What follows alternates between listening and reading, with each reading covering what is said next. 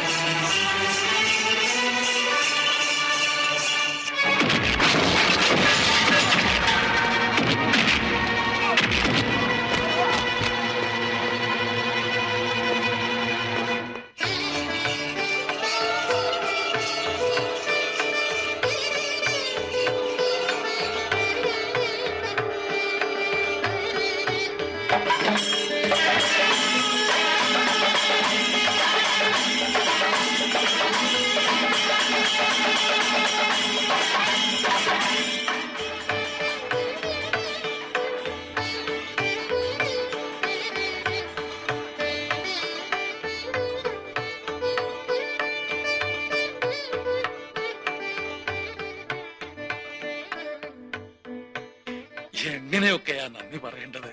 ഒന്ന് പറഞ്ഞതാ. നന്ദിയും കടപ്പാടും ഒക്കെ ഞങ്ങൾക്ക്. പഠിപ്പിച്ച നാടകം അസലായി അഭിനയിച്ചതിന് എല്ലാം ദേവീ കൃപ. ഗുപ്തൻകുട്ടിയുടെ കൊലയാളികൾ അങ്ങനെ മുമ്പിൽ നിൽക്കുമ്പോഴും ഒന്നും സംഭവിച്ചിട്ടില്ല എന്ന് ഭാവിക്കാൻ ഞാൻ പെട്ട പാട്. എവിടെ അവര്? പുറത്തു നിൽക്കുന്നുണ്ട്.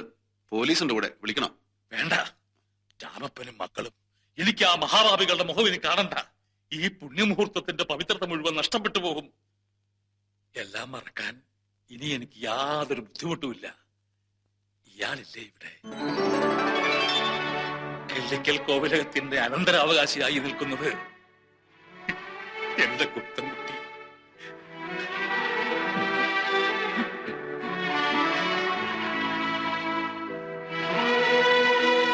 നിങ്ങൾ എനിക്ക് വാക്ക് തന്നതുപോലെ കുട്ടൻകുട്ടിയെ കൊന്നവരെ മുമ്പിൽ കൊണ്ട് തൃപ്തി തന്നു. കുട്ടൻകുട്ടിയെ തിരികെ തരികയും ചെയ്തു.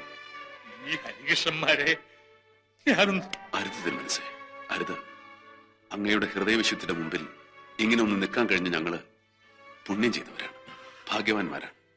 അങ്ങയുടെ സന്തോഷം മാത്രമാണ് ഞങ്ങൾക്ക് വിലമതിക്കാനാകാത്ത സമ്മാനം. എങ്കിലും ഒന്നപേക്ഷിച്ചോട്ടെ. എന്താ? ഇന്ന് രാത്രി എനിക്കും ഹരിക്കും ഗുപ്തൻ കിടക്കാറുണ്ടായിരുന്ന ആ കട്ടിലിൽ കിടന്ന് സുഖമായിട്ടൊന്ന് ഉറങ്ങിയാൽ കൊള്ളാന്നുണ്ട്. അനുവദിക്കോ? എന്താ ഈ പറയണേ? ഒരു ദിവസമല്ല, ഒരു മാസം താമസിച്ചിട്ട് പോയാ മതി ഇവിടുന്ന് എല്ലാരും. എന്ത് പറയണോ? ഞങ്ങൾ ready. ഞാനും ആ ആ, എനിക്ക് പോണം.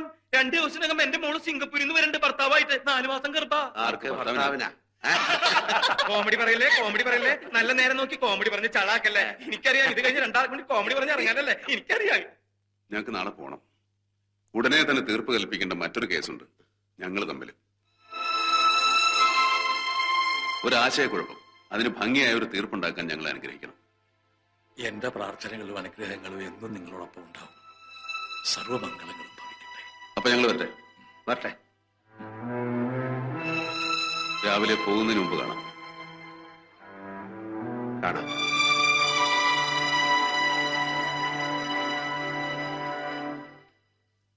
കാണാം.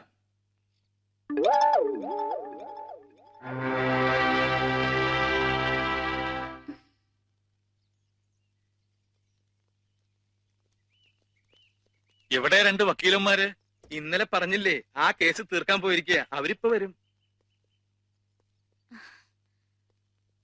അന്ന് ഞങ്ങളോട് പറഞ്ഞിരുന്നില്ലേ ഞങ്ങളുടെ രണ്ടുപേരുടെയും സുഹൃത്തായിരുന്നാൽ കൊള്ളാമെന്നുണ്ടെന്ന്. അതിൽ പാതി ഞങ്ങൾക്ക് സമ്മതമാണ്.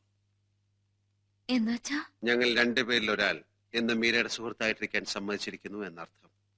ആ സുഹൃത്തിനെ മീര തിരഞ്ഞെടുക്കണം. ഇപ്പോ ഇവിടെ വെച്ച്. എന്നിട്ട് ആ സുഹൃത്തിനായിരിക്കും മീരയുടെ ജീവിത പങ്കാളി ആര് എന്ന് തീരുമാനിക്കാനുള്ള അവകാശം. ഓ അങ്ങനെ. പറഞ്ഞോളൂ, ഞാനോ കൃഷ്ണനോ ആരാണ് മീരയുടെ സുഹൃത്ത്? പറ. ഞാനോ ഹരയോ? ആരാ?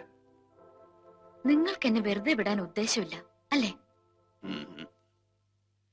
ശരി, എങ്കിൽ എനിക്കിത്തിരി സമയം വേണം. എന്തിനാ ഇനിയും സമയം? ഒരു സുഹൃത്തിനെ തിരഞ്ഞെടുക്കാനല്ലേ പറഞ്ഞോളൂ. ജീവിതത്തിന്റെ തുലാസിൽ വെച്ച് പിന്നീട് അളന്നു നോക്കുമ്പോ തെറ്റിപ്പോയെന്ന് തോന്നരുതല്ലോ. അത് ശരിയാ. എത്ര സമയം വേണം ആലോചിക്കാൻ? ഒരു 10 ദിവസമെങ്കിലും. ശരി, വരട്ടെ.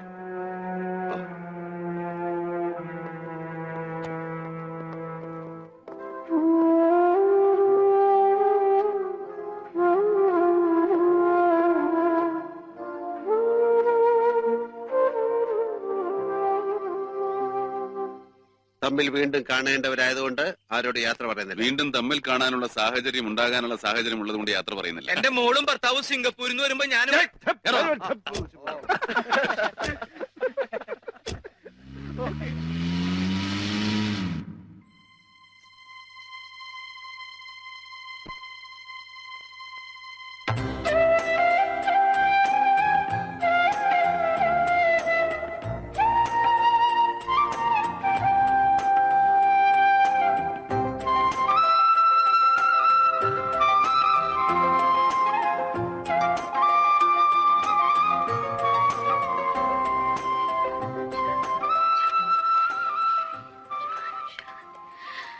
എനിക്കൊരു സുഹൃത്തിന് വേണം, ഒരു സുഹൃത്ത്.